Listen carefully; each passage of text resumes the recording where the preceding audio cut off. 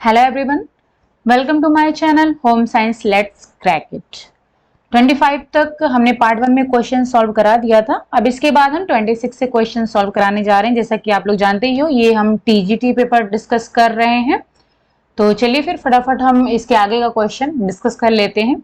तो question number 26, और ये जो पेपर है आपको, ये जो हम सॉल्व करा रहे हैं, आपको मेरे टेलीग्राम चैनल पर मिल जाएगा। तो अगर आप टेलीग्राम चैनल पर नहीं हो अभी, तो home science let's crack it के नाम से ही मेरा चैनल है टेलीग्राम पर भी, तो वहां पर आप उसको ज्वाइन कर सकते हो। वहां पर जो भी पेपर हम सॉल्व कराते हैं उसका हम पीडीएफ प्रोवाइड करा देते हैं, तो वहां से आप ले सकते हो, उसका प्रिंट वगैरह निकाल करके आप उसको तैयार कर सकते हो। चलिए, क्वेश्चन नंबर 26 है कि निम्नलिखित में से कौन सा युग्म सुमेलित नहीं है? Which one of the following pair is not correctly matched? तो पहला है अनीमिया, जो कि लो आयरन इनटेक से होता है। तो आप सभी को पता है, बिल्कुल सही है। आयरन की कमी से क्या होता है? अनीमिया होता है। मैरास्मस लो कैलोरी इनटेक की वजह से होता है, ये भी सही है। क्वाशरकर की बात करें तो ये भी लो प्रोटीन इनटेक की वजह से होता है, ये भी सही है। अब आता है चौथा है स्कर्वी, लो विटामिन B12 इनटेक। तो आपको पता है कि यहाँ पर जो स्कर्वी है ये किस वजह से होता है? स्कर्वी विटामिन सी की कमी से होता है, ठीक है। तो यहाँ पर होना चाहिए लो विटामिन सी इनटेक, तब ये सही होता। लेकिन चूंकि ये विटामिन सी नहीं, यहाँ पर विटामिन B12 लिखा हुआ है, तो इस वजह से यहाँ पर क्वेश्चन पूछा है पेयर इज नॉट। तो ये ध्यान दीजिएगा, जब भी क्वेश्चन आए अगर उसमें कहीं पर नॉट लिखा है तो उस पर जरूर ध्यान दीजिए, क्योंकि हम क्या होता है कि फ्लो में क्वेश्चन करते चले जाते हैं लेकिन नॉट पर ध्यान नहीं देते हैं, इसकी वजह से हमारा क्वेश्चन गलत हो जाता है आते हुए भी। तो इस पर आपको ध्यान देना है कि अगर वहां पर नहीं लिखा हुआ है तो इसका मतलब है उसमें पूछ रहा है कि निगेटिव पूछ रहा है आपका, कि चारों में से कौन सा ऑप्शन नहीं है, मतलब सही नहीं है। तो यहां पर है स्कर्वी यानी कि डी, क्योंकि स्कर्वी किसी कमी से होता है? विटामिन सी की कमी से होता है। विटामिन B12 की बात करें तो दो लो विटामिन B12, तो इसके पहले हमने डिस्कस किया था इसमें megaloblastic anaemia, megaloblastic anaemia, okay. Pernicious भी होता है, लेकिन हमने वहां पर आपको रीजन बताया हुआ था। तो ध्यान दीजिएगा कि ये स्कर्वी चौथा ऑप्शन जो है सही है। फिर आता 27 क्वेश्चन, सार्वभौमिक परिवर्तनों के उदाहरणों में निम्नलिखित सभी सम्मिलित हैं केवल। अब यहां पर भी ध्यान दीजिएगा, केवल, केवल का मतलब हो गया कि कौन सा सम्मिलित नहीं है। Examples of universal changes include all of the following except. तो कभी अगर हिंदी में क्वेश्चन नहीं समझ में आ रहा है तो इंग्लिश में भी आप दोनों पढ़ लिया करो। एक्सेप्ट का मतलब है कि एक कोई छोड़ करके, सारे तो हैं यूनिवर्सल चेंजेस में लेकिन एक नहीं है। तो कौन सा प्रथम शब्द का उच्चारण नहीं है? चलना, पढ़ना, मुस्कुराना। तो देखिए, यूनिवर्सल चेंजेस का मतलब है सार्वभौमिक परिवर्तन, यानी कि जो हर एक बच्चे में होता है। तो फर्स्ट वर्ड हर एक बच्चा बोलना सीखता है। वॉकिंग, चलना भी सारे बच्चे सीखते हैं। स्माइलिंग की बात करें तो 2-3 महीने पर हर बच्चा मुस्कुराना सीखने लगता है। लेकिन रीडिंग की अगर बात करें तो रीडिंग जरूरी नहीं है कि हर एक बच्चा पढ़े ही, भाई उसकी और भी कोई क्या बोलते हैं, इंटरेस्ट हो सकता है, उसकी रुचि, सब बच्चे की रुचि अलग अलग होती है। कोई रीड करना चाहता है, कोई पढ़ना चाह रहा है, कोई डांस करना चाह रहा है, कोई सिंगर बनना चाह रहा है, कोई पेंटिंग करना चाहता है।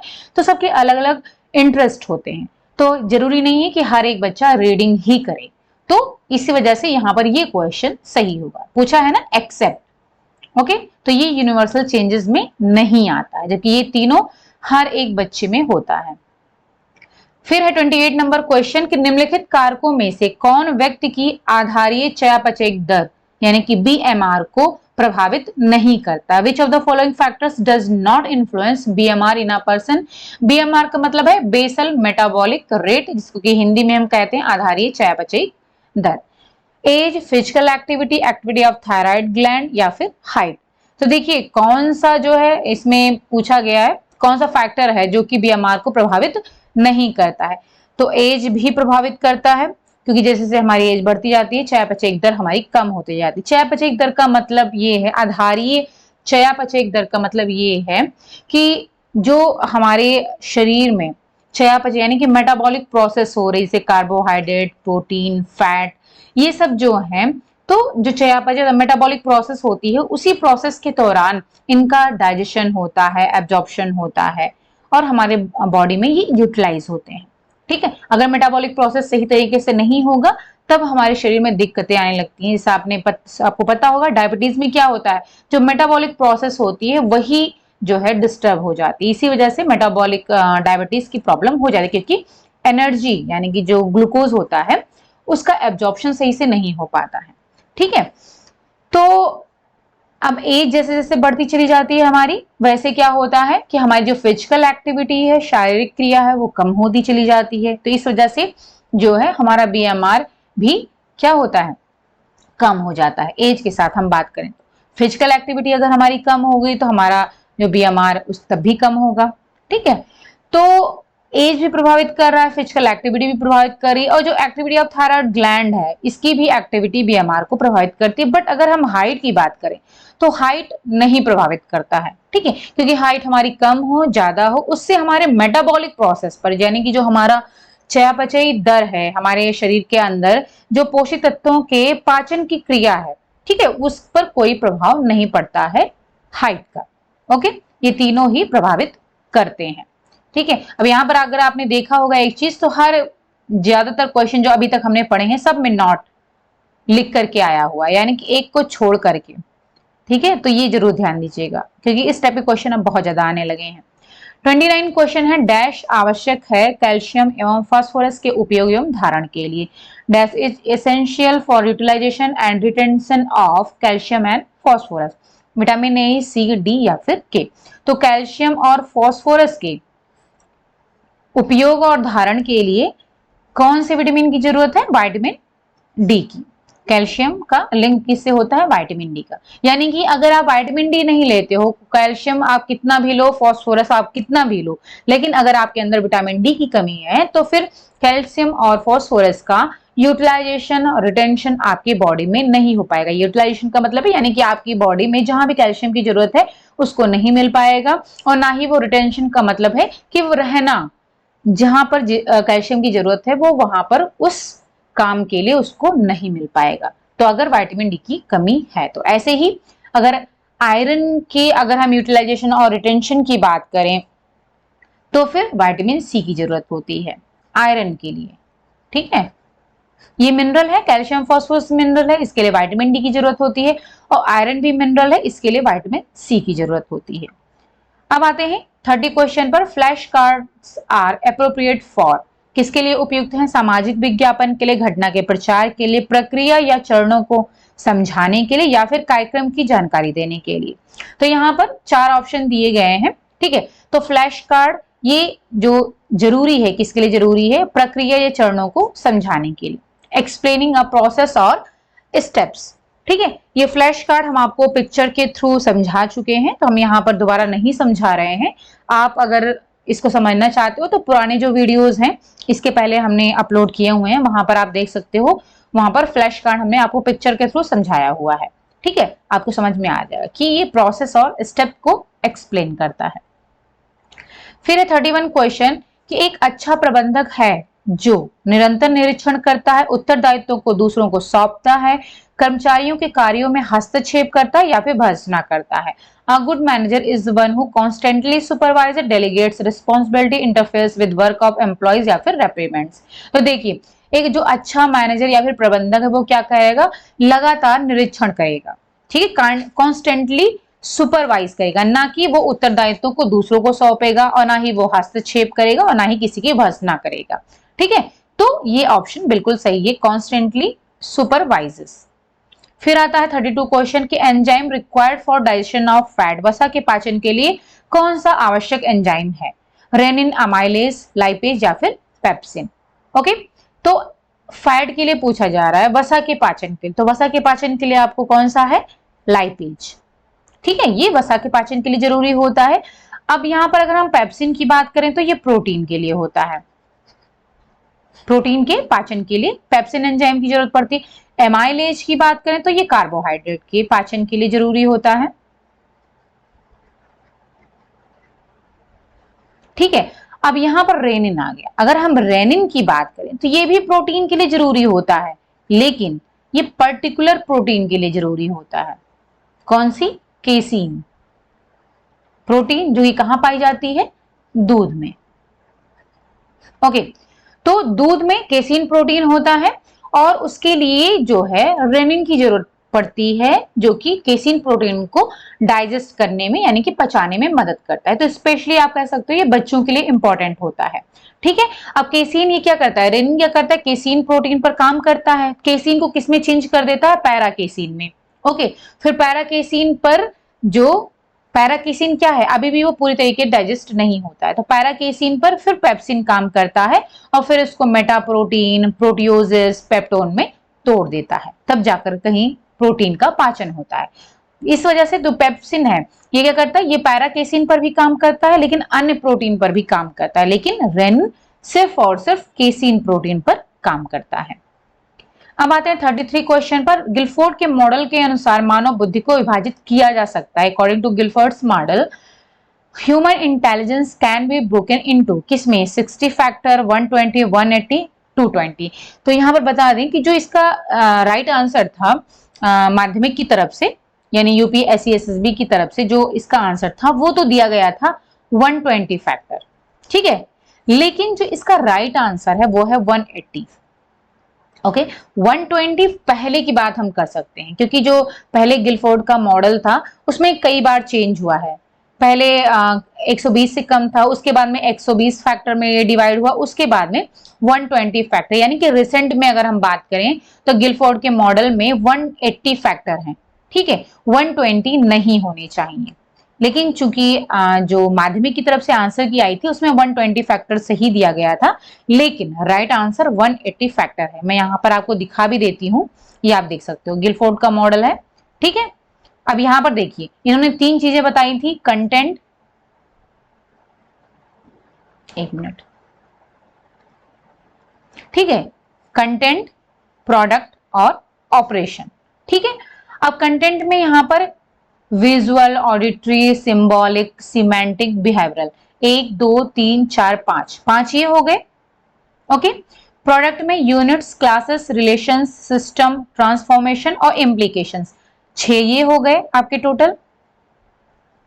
फिर आता है ऑपरेशंस। ऑपरेशंस में evaluation, convergent production, divergent production, memory retention, memory recording, cognition, ये भी आपके 6 हो गए।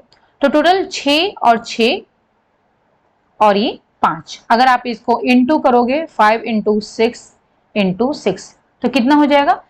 5 को 6 से इंटू कर 6 पंचे 30 और 30 को 6 से करें 6 त्रिक 18, यानी कितना आया? 180। तो कितने फैक्टर हो गए हमारे गिलफोर्ड मॉडल के? 180 फैक्टर।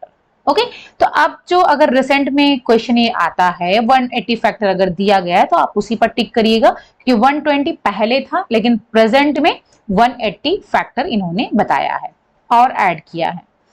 फिर आता 34 क्वेश्चन, खमीरीकरण बढ़ाती है, fermentation increases digestibility, vitamin A, calcium या फिर टोटल प्रोटीन। तो इसका राइट आंसर है पाचनशीलता, यानी कि जो हम फर्मेंट करते हैं, जैसे कि हम डोसा खाते हैं उसमें भी फर्मेंटेशन प्रोसेस होती है।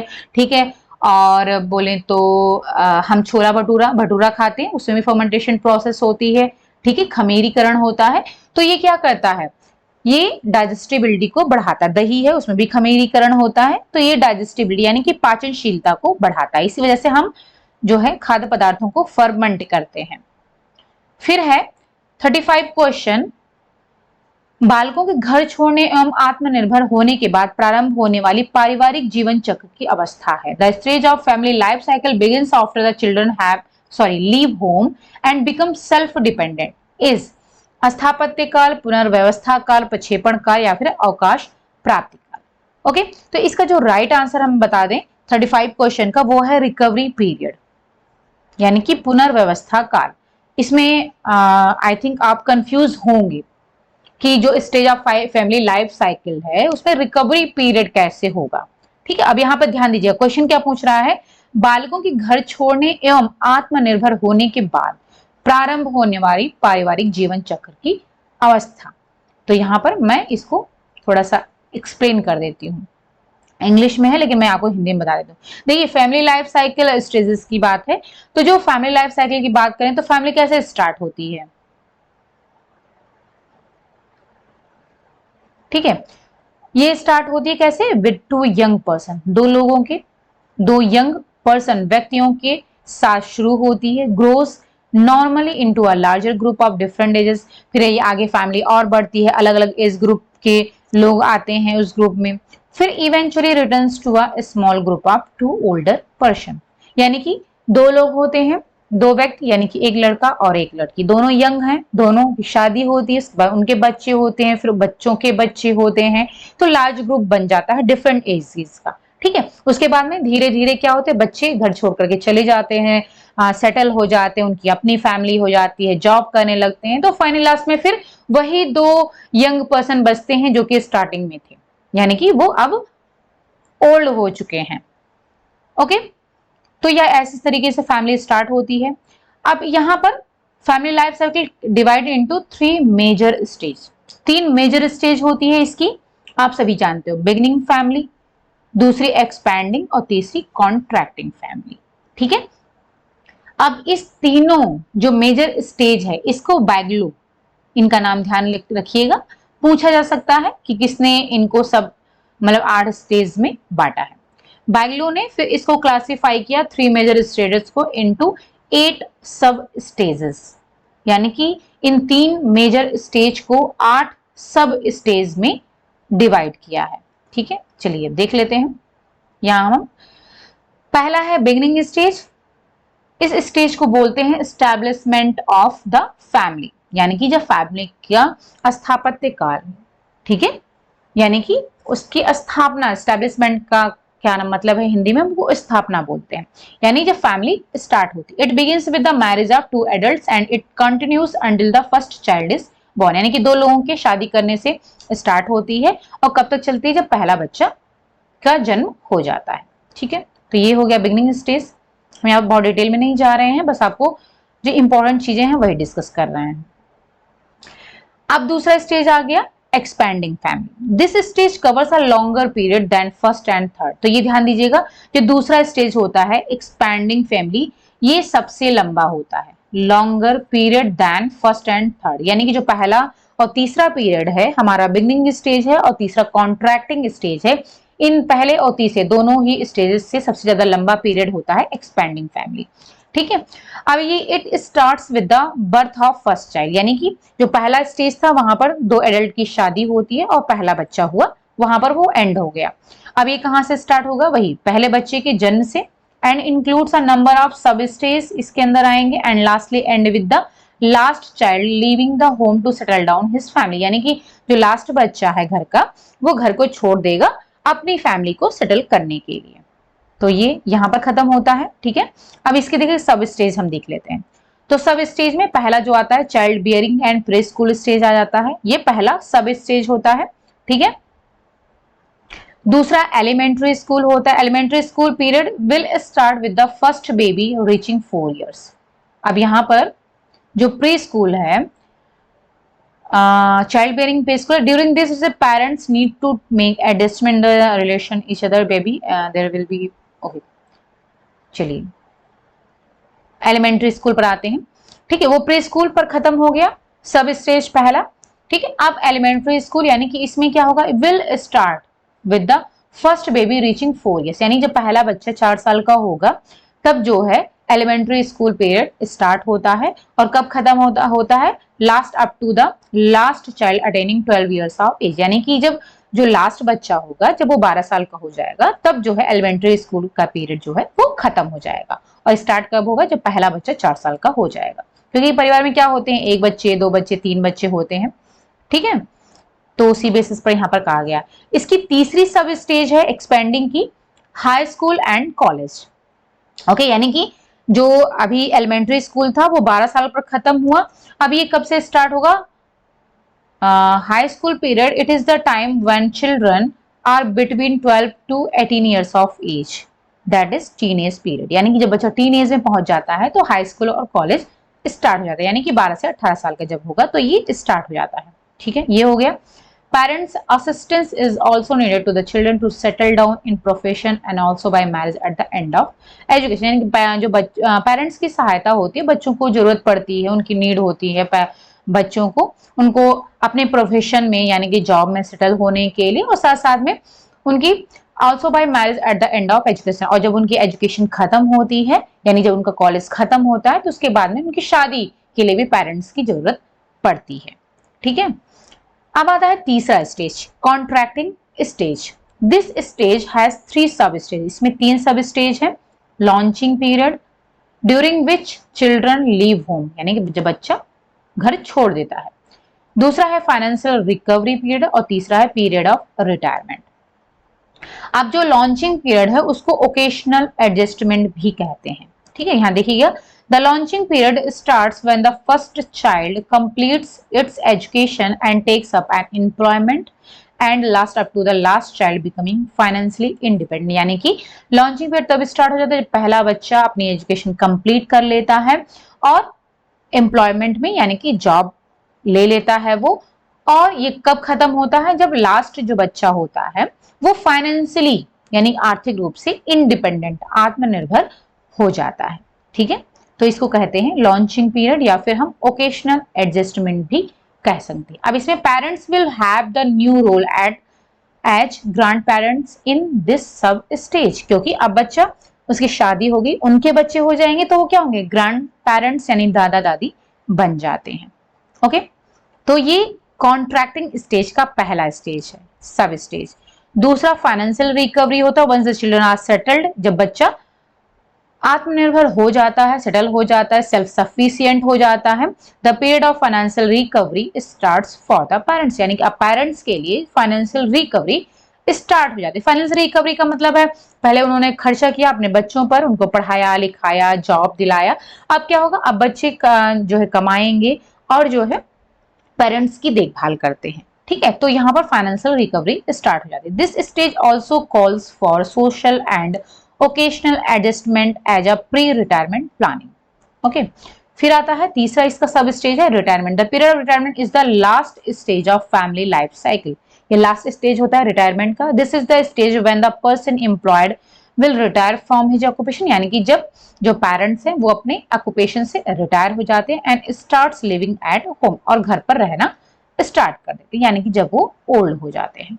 ओके, तो यहाँ पर हमने सारे स्टेजेस पढ़ ली हैं। अब आपको समझ में आ गया बालों के घर छोड़ने और आत्मनिर्भर होने के बाद जो अवस्था स्टार्ट होती है उसको क्या बोलते हैं, रिकवरी पीरियड, यानी कि उन्होंने घर छोड़ दिया है और वो आत्मनिर्भर हो चुके हैं, तो अब क्या होगा, अब पेरेंट्स की रिकवरी होगी, फाइनेंशियल रिकवरी। ओके, चलिए अब आता है निम्नलिखित में से कौन कार्य सरलीकरण से संबंधित नहीं है। Which of the following is not associated with work simplification, budget chart, process flow या फिर ऑपरेशन। तो प्रोसेस फ्लो ऑपरेशन ये तीनों ही आपके वर्क सिंप्लीफिकेशन में आते हैं, लेकिन बजट चार्ट नहीं आता है। ठीक है, बजट चार्ट तो आपका मनी मैनेजमेंट में आ जाएगा। फिर 37 क्वेश्चन, डैश के अनुसार किशोरावस्था तनाव एवं तूफान की अवस्था, according to dash adolescence is a stage of stress and storm. तो ये आप सभी को पता है, स्टैनले हॉल इन्होंने कहा था कि जो किशोरावस्था है वो तनाव एवं तूफान की अवस्था है, क्योंकि इस टाइम पर बहुत सारे चेंजेस होते हैं, तो जो किशोर हैं, एडोलसेंस हैं, वो समझ नहीं पाते कि आखिर हो क्या रहा है। ठीक है, इस वजह से वो बहुत ज्यादा टेंस रहते हैं।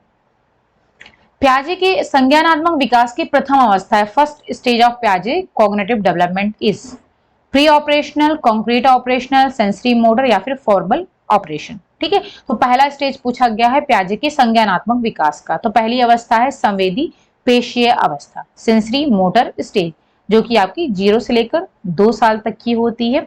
फिर दूसरी स्टेज आती है, ये हो गई पहली स्टेज। ठीक है, फिर प्री ऑपरेशनल ये दूसरी स्टेज होती है, जो कि आपकी 2 से 7 साल तक की होती है। फिर आती है कॉन्क्रीट ऑपरेशनल, जो कि आपकी 7 से 11 तक होती है। ठीक है, फिर इसके बाद चौथी स्टेज ये लास्ट होती है औपचारिक संक्रियात्मक, यानी कि फॉर्मल ऑपरेशनल स्टेज, ये आपकी हो जाती है 11 से लेकर के 14, या फिर कह सकते हो 14 या फिर एबव। ठीक है, ये 4 स्टेजेस जो है प्याजे के द्वारा बताई गई हैं। 39 क्वेश्चन है, बुने हुए वस्त्रों यानी कि निटेड वस्त्र को आवश्यकता नहीं होती, knitted fabrics do not require washing, ironing, starching, none of the above. तो किस चीज की जरूरत नहीं होती बुने हुए वस्त्रों को, तो स्टार्चिंग की यानी कि मार लगाने की जरूरत नहीं पड़ती है। बुने हुए वस्त्रों का मतलब है जैसे कि जो उलन वस्त्र हैं, उलन ऊन के कपड़े हैं, उनको मार की जरूरत नहीं पड़ती, जबकि कॉटन के कपड़ों को स्टार्चिंग की जरूरत पड़ती है। ठीक है, अब जो ऊन है, उलन है, और धुलाई की भी जरूरत पड़ती है, उनको आयरन की भी जरूरत पड़ती है, क्योंकि उलन में आपने देखा होगा जो वस्ट्रेड यार्न से तैयार किए जाते हैं, जो उलन होता है उसमें भी आपका एक तो ऊल होता है, प्योर ऊल होता है, और दूसरा होता है वस्ट्रेड ऊल होता है। ठीक है, तो जो वस्ट्रेड ऊल होता है उससे जो उलन कपड़े बनते हैं वो काफी, आपने देखा होगा कई सारे उलन के टी शर्ट भी आते हैं, ठीक है, कुर्ते भी आते हैं जो कि बहुत ही शाइनी होते हैं और हल्के होते हैं, पतले होते हैं। ठीक है, तो वो क्या होते हैं, वो वस्टर्ड ऊल से बनते हैं, जिनमें कि हमें इस्त्री करने की यानी कि आयरन करने की जरूरत पड़ती है। ठीक है, लेकिन स्टार्च की जरूरत नहीं पड़ती है। फिर है 40 क्वेश्चन है कि गेहूं के अंकुर का तेल डैश का उत्तम स्रोत है, which germ oil is richest source of vitamin A, D, E या फिर के। तो इसका आंसर है vitamin A, sorry vitamin E. ठीक है, फिर है 41 क्वेश्चन, निम्नलिखित सिद्धांतों में कौन सा ग्रह विज्ञान प्रसार के मुख्य बिंदु को इंगित करता है? Which of the following principle indicates the thrust of home science extension? Simple to complex, learning by doing, concrete to abstract या फिर पार्ट टू होल। तो जो इसका हमारा थ्रस्ट है होम साइंस एक्सटेंशन का, वो है करके सीखना यानी कि लर्निंग बाय डूइंग। फिर है 42 क्वेश्चन, आहार नियोजन महत्वपूर्ण है, meal planning is important for. आहार की पोषणात्मक पर्याप्तता के लिए, बजट नियोजन के लिए, समय के उपयोग के लिए या फिर ऊर्जा बचाने के लिए। तो आहार नियोजन क्यों जरूरी है? सबसे ज्यादा इंपॉर्टेंट है आहार की पोषणात्मक पर्याप्तता के लिए यानी कि न्यूट्रिशनल एडिक्वेसी ऑफ डाइट, यानी कि आहार योजना क्यों तैयार की जाती है, जिससे कि जो भी फैमिली के जितने भी सदस्य हैं उनकी जो भी न्यूट्रिशनल रिक्वायरमेंट है, ठीक है, वो उनकी पोषण को पर्याप्त मतलब उनके पोषण को पूरा कर सके, यानी कि जो भी उनकी न्यूट्रिशनल रिक्वायरमेंट है, आवश्यकता है, कार्बोहाइड्रेट, प्रोटीन या पर्टिकुलर किसी विटामिन की जरूरत है किसी को, या फिर किसी को प्रोटीन अधिक की जरूरत है, या फिर किसी को मिनरल की, किसी पर्टिकुलर मिनरल की जरूरत पड़ती है। तो फैमिली में अलग अलग लोग होते हैं, अलग अलग एज के होते हैं, अलग अलग हेल्थ प्रॉब्लम्स भी हो सकती हैं, तो उसके अकॉर्डिंग मील प्लानिंग की जाती है। तो इस वजह से जो है न्यूट्रिशनल एडिक्वेसी ऑफ डाइट ये बेस्ट आंसर है इसका। फिर है गृह व्यवस्थापन का सार है, the essence of home management is. पारिवारिक लक्ष्यों को निश्चित करना, समय व्यवस्थापन, ऊर्जा व्यवस्थापन या फिर उपलब्ध संसाधनों का उपयोग। तो बेस्ट आंसर जो है गृह व्यवस्थापन का, उपलब्ध संसाधनों का उपयोग। Okay, the essence of home management. फिर आता है 44 क्वेश्चन, एक स्नैक जो देता है 12 ग्राम कार्बोहाइड्रेट एवं 3 ग्राम वसा, वह शरीर को कितनी किलो कैलोरी देगा? तो देखिए यहाँ पर 12 ग्राम कार्बोहाइड्रेट और 3 ग्राम फैट दिया गया है, तो आपको यहाँ पर कैलकुलेट करना, जैसे कि इसके पहले हमने प्रोटीन आई थिंक कैलकुलेट किया था। तो 1 ग्राम कार्बोहाइड्रेट में कितना किलो कैलोरी मिलती है? 4। तो 12 को हम 4 से इंटू कर देंगे, 12 चौको 48। ठीक, ये हो गया 48 किलो कैलोरी कार्बोहाइड्रेट से हो गई।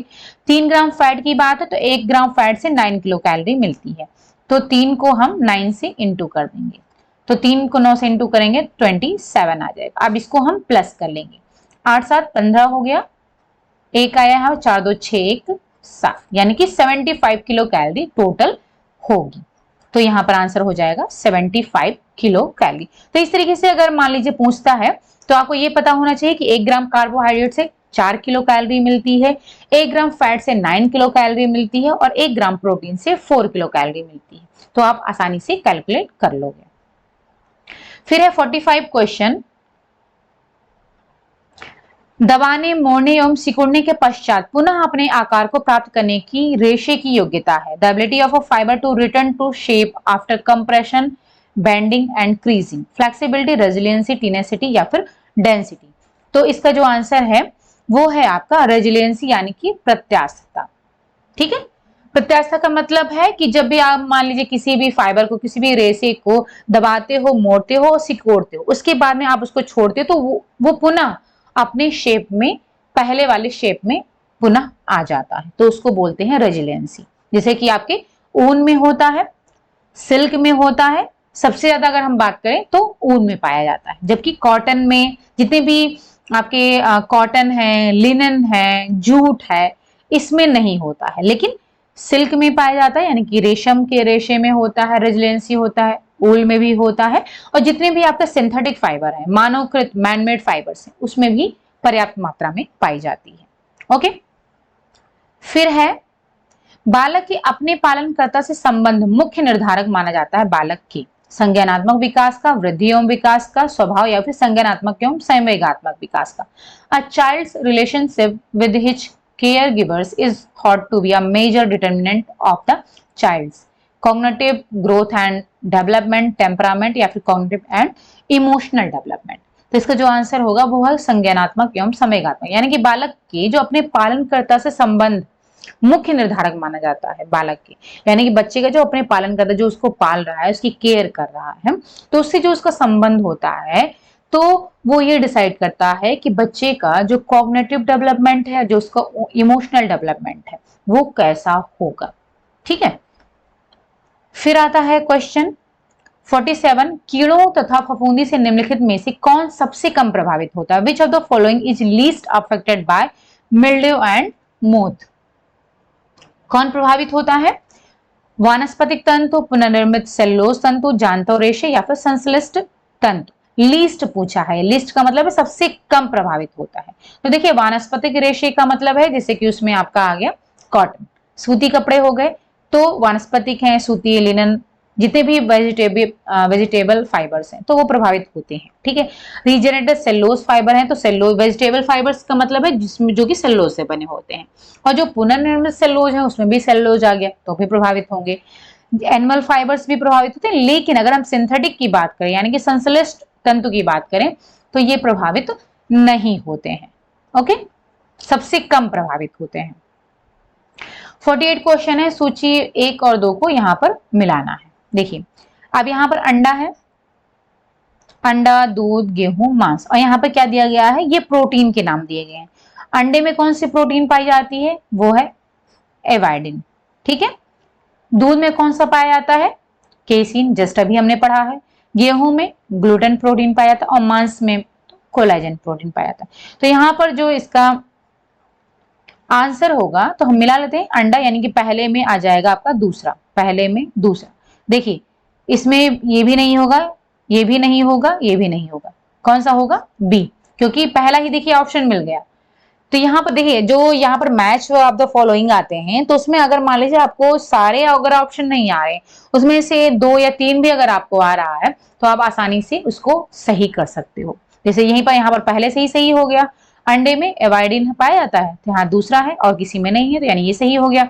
अब देखिए दूध तीसरा केसिन आ गया, गेहूं में पहला ग्लूटेन आ गया, और मांस में कोलेजन आ गया। सही आंसर हो गया, यानी कि बी सही है। तो अगर एक भी आया इसमें आ गया तो आपको सही हो गया। 49 क्वेश्चन है, संचार मॉडल में समाहित है, कम्युनिकेशन मॉडल इंक्लूड्स। 4 ऑप्शन दिए गए हैं, तो इसमें से जो सही आंसर होगा संचार मॉडल यानी कि कम्युनिकेशन मॉडल, जो कि अलग अलग लोगों ने मॉडल दिए हैं इसमें, तो इसमें जो राइट आंसर होगा वो आपका डी होगा। यानी कि पहले क्या होता है, प्रेषक यानी कि सेंडर होता है, वो मैसेज देता है, फिर उसका उपचार होता है, ट्रीटमेंट, ठीक है, फिर वो चैनल के माध्यम से पहुंचता है किसके पास? ग्रहण करता है, यानी कि रिसीवर के पास पहुंचता है। तो संचार मॉडल आपका डी वाला सही है। फिर है 50 क्वेश्चन है, प्रभावी एवं वास्तविक प्रसार कार्य के लिए इसे होना चाहिए, for an extension work to be effective and real it should ग्रामीण स्तर से प्रारंभ होना चाहिए, सुसंगठित होना चाहिए, सरकार का सहयोग होना चाहिए, या फिर पर्याप्त निधि होना चाहिए। तो अगर एक्सटेंशन वर्क है उसको आपको इफेक्टिव बनाना है, रियल बनाना है, तो वो कैसा होना चाहिए?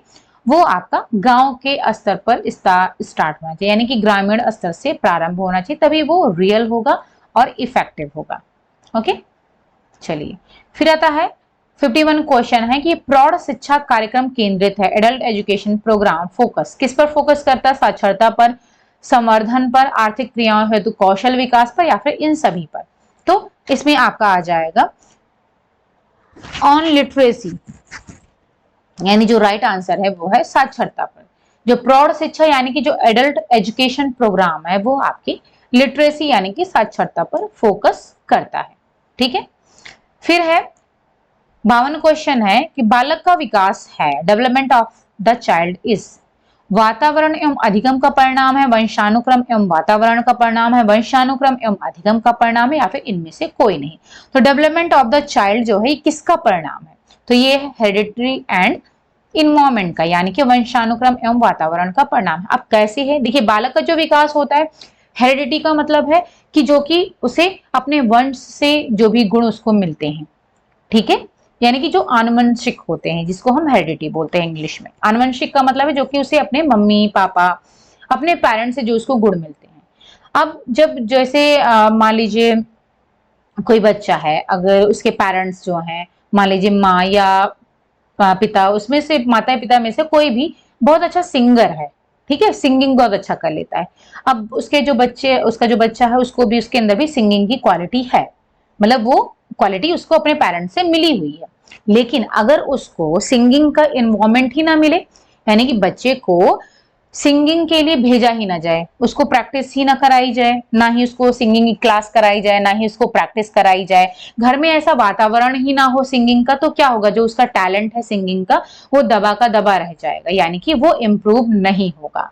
यानी कि जो भी हेरिडिटरी गुण है, जो भी आनुवंशिक गुण है बच्चे के अंदर, अगर उसको पर्याप्त वातावरण नहीं मिलता है उसको और डेवलप करने के लिए और निखारने के लिए, तो फिर उसका वो टैलेंट दबा का दबा रह जाता है, यानी कि वो उसका टैलेंट धीरे धीरे खराब हो जाता है, उसका कोई भी उपयोग नहीं रह जाता है। तो अगर सिंगिंग उसको आती है, तो अगर मान लो उसको उसका एनवायरनमेंट नहीं मिला, उसको क्लासेस नहीं भेजा गया, घर में उसको प्रैक्टिस नहीं कराई जा रही है, घर में उसको कोई सपोर्ट नहीं कर रहा है, ठीक है, उसको रेनफोर्स नहीं कर रहा है सीखने के लिए, तो उसका वो टैलेंट बेकार चला जाएगा। तो इस वजह से हेरिडिटरी और एनवायरनमेंट दोनों ही बच्चे के विकास के लिए जरूरी होता है, ठीक है। फिर है 53 क्वेश्चन है कि प्रजातांत्रिक विकेंद्रीकरण रोपित हुआ है, democratic decentralization is implanted through, किसके थ्रू? खंडों के द्वारा है, सरकार के द्वारा है, स्वायत्त शासी निकायों के द्वारा है, या फिर जो है पंचायती राज द्वारा। तो ये आप सभी जानते हो, जो डेमोक्रेटिक डिसेंट्रलाइजेशन है ये किसके द्वारा रोपित हुआ है? पंचायती राज के द्वारा। फिर है 54 क्वेश्चन है, धन, समय तथा शक्ति तीनों की ही अधिक आवश्यकता होती है। Money, time and energy, all the three required more in, जीवन चक्र की पहली अवस्था में, दूसरी अवस्था में, या फिर तीसरी अवस्था, या फिर सभी में। तो मनी यानी कि धन का, समय का और शक्ति का, तीनों की ही सबसे ज्यादा जरूरत कब पड़ती है? दूसरे स्टेज में, यानी कि जीवन चक्र की दूसरी अवस्था में। तो अभी अभी हमने अवस्थाएं पढ़ी हैं। देखिए, पहली अवस्था में क्या होता है? दो एडल्ट यानी कि दो पर्सन की शादी होती है, ठीक है, शादी होती है और पहला बच्चा हुआ, वो स्टेज खत्म हो गई। लेकिन अब उसके बाद में दूसरी स्टेज शुरू होती है, जिसमें कि पहला बच्चा होता है, ठीक है, और उसके बाद में जो लास्ट बच्चा, मतलब एक से अधिक बच्चे होते हैं। अब उनके क्या होंगे? एक से अधिक बच्चे होंगे, तब उनकी पढ़ाई लिखाई। दूसरे स्टेज में हमने क्या पढ़ा था? प्री स्कूल पीरियड था, एलिमेंट्री था, हाई स्कूल था, कॉलेज था।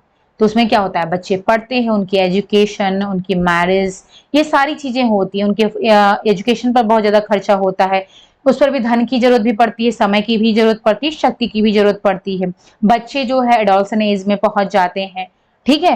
तो जो सेकंड स्टेज होती है उसमें तीनों ही चीजों की बहुत ज्यादा सबसे अधिक आवश्यकता पड़ती है, द्वितीय अवस्था में, ठीक है। और जो द्वितीय अवस्था थी वो हमने बताया था कि पहली और तीसरी अवस्था से सबसे अधिक लंबी भी होती है वो अवस्था। 55 क्वेश्चन है, कठपुतली है, पपेट्स आर, ऑडियो एड्स है, विजुअल है, या फिर ऑडियो विजुअल दोनों है, या फिर ऑल ऑफ द एबव। तो कठपुतली क्या है? ये दोनों है, दृश्य और श्रव्य सामग्री। इसका मतलब ये है पपेट्स, कठपुतली आपने देखी अगर होगी कठपुतली को, तो हम देखते भी हैं और उसके साथ साथ में कोई ना कोई स्टोरी भी चलती रहती है, तो हम सुनते भी हैं। तो ऑडियो विजुअल दोनों का मतलब है जिसे हम देख भी सकते हैं और जिसे हम सुन भी सकते हैं, दोनों कर सकते हैं, वो आपका ऑडियो विजुअल दोनों कहलाता है। तो पपेट्स ऐसा है, वैसे ही जैसे टेलीविजन है, टीवी है, तो उसको हम देखते भी हैं और सुनते भी हैं, तो वो भी दोनों है, ठीक है। ऑडियो का मतलब है जिसे हम सिर्फ सुन सकते हैं, जैसे कि रेडियो, और विजुअल का मतलब जिसे हम सिर्फ देख सकते हैं, जैसे कि पोस्टर है, चार्ट है, तो ये हम सिर्फ देख सकते हैं। फिर आता है 56 क्वेश्चन, मानव कोशिका में होते हैं, human cell contains 21 pairs of chromosome, 22 pairs, 23 pairs, या फिर 24 पेयर्स। तो ह्यूमन सेल में 23 पेयर्स ऑफ क्रोमोसोम होते हैं, यानी कि तीसरा आंसर सही होगा। 23 पेयर कह सकते हो, या फिर हम इसको 46 बोल सकते हैं। अगर आप 23 पेयर है यानी कि जोड़ा है, ठीक है। अगर हम 2 से इसको इनटू कर देंगे तो आपका 46 हो जाएगा। ओके, अब इसमें 23 पेयर में आपके जो 22 पेयर होते हैं वो ऑटोसोम्स होते हैं। ऑटोसोम्स का मतलब है एक जैसे होते हैं। और जो एक पेयर होता है 23वां जो पेयर होता है वो आपका हेट्रोसोम होता है, यानी कि डिफरेंट होता है।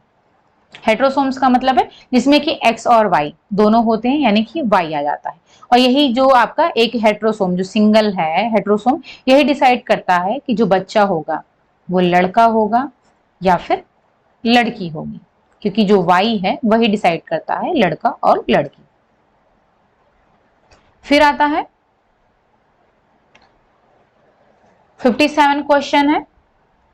चलिए इसको हम अब नेक्स्ट वीडियो में पढ़ेंगे, अदरवाइज बहुत लंबा खिंच जाएगा, ठीक है। तो यहाँ तक हम इस वीडियो को का एंड करते हैं। उम्मीद करते हैं कि आपको जो हमने पढ़ाया है यहाँ पर और जो समझाने की कोशिश की है वो समझ में आया होगा। तो और मेरी एक आपसे और मतलब कहना चाहूंगी, जो भी हम यहाँ पर आपको डिस्कस करते हैं बताते हैं उसको आप नोट डाउन जरूर कर लीजिए, एक नोट्स जरूर बना लीजिए, क्योंकि नोट्स हमेशा के लिए आपके काम आएगा। अब आपको बार बार ये वीडियो नहीं देखना पड़ेगा, बार बार आपको जो है पीडीएफ नहीं खोलना पड़ेगा। आप एक जगह नोट्स बनाए रहोगे तो शॉर्टकट में आप उसको एग्जाम के टाइम पर रिवाइज कर सकते हो।